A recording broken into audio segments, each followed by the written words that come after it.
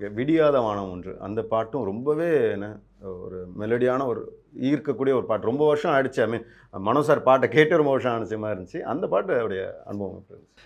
ஆக்சுவலாக அது வந்து ஒரு பிளெஸ்ஸிங் தான் நினைக்கிறேன். ஏன்னா நம்ம மனோ சார்லாம் நம்ம அவ்வளோ பாட்டு பாடியிருக்காரு. நம்ம எவ்வளோ பாட்டு கேட்டிருக்கோம் அவர் மனோ சார்லாம் அப்படின்னு. ஸோ இந்த சாங் எழுதி முடிச்சோன்னா நானும் இமான் சாரும் டிஸ்கஸ் பண்ணதுன்னா, இந்த பாட்டு வர சுச்சுவேஷன் வந்து இந்த மாதிரி ஒரு சுச்சுவேஷனு பட் இந்த பாட்டு எனக்கு வந்து ஒரு அசரீரி பாடினா எப்படி இருக்கும், மேலேருந்து ஒரு குரல் பாடினா எப்படி இருக்கும், அந்த மாதிரி தான் சார் வேணும் அப்படின்னு இந்த பசங்களை நினச்சி அந்த மேலேருந்து ஒரு குரல் பாடினா எப்படி இருக்குன்றது தான் ஐடியா. ஸோ அப்போ அதுக்கு ஒரு சீனியர் வாய்ஸ் தேவைப்பட்டுது எங்களுக்கு. அவர் பாடினா ஓகே, ஒரு கடவுள் பாடுற மாதிரி இருக்குது, ஒரு அசரீரி பாடுற மாதிரி இருக்குன்ற ஒரு ஃபீல் வேணும் அப்படின்ற மாதிரிக்கு தான். SPB sir. ஆமாம், ஆக்சுவலாக எஸ்பிபி சார் தான் பாடிப்பார். இமான் சார் சொன்னார் அவர் தான் ஃபஸ்ட் சாய்ஸாக இருந்திருப்பார் அப்படின்னு. பட் எஸ்பிபி சார் லெவலுக்கு பாடுறது ஒரே ஆள் மனோ சார் மட்டும்தான் இருக்கார் இப்போ இருக்கிற, வேறு யாரும் கிடையாது. ஸோ மனோ சார்கிட்ட கூப்பிட்டோம். இதில் என்ன பெரிய பியூட்டி அப்படின்னா, மனோ சார் தான் ஃபஸ்ட் டைம் இமான் சாருக்கு பாடுறாரு. இமான் சார் வந்து 20 வருஷம் ஆச்சு. இது வரைக்கும் மனோ சார் வந்து இமான் சார் பாடினதே கிடையாது. இந்த பாட்டு தான் முதல் பாட்டு.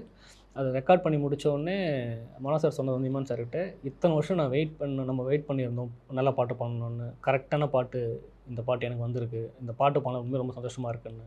அந்த அந்த அந்த பாட்டு அவ்வளோ நல்லா வந்திருக்கு. அந்த பாட்டு வர சுச்சுவேஷன் அவ்வளோ எமோஷன் க்ரியேட் ஆகுது அப்படின்னா, அது credits goes to Imman sir and Mano sir. அவங்க 2 பேர் பண்ண மேஜிக் தான் இப்போ அந்த பாட்டு வந்து அவ்வளோ நல்லா பேசப்பட்டிருக்கு.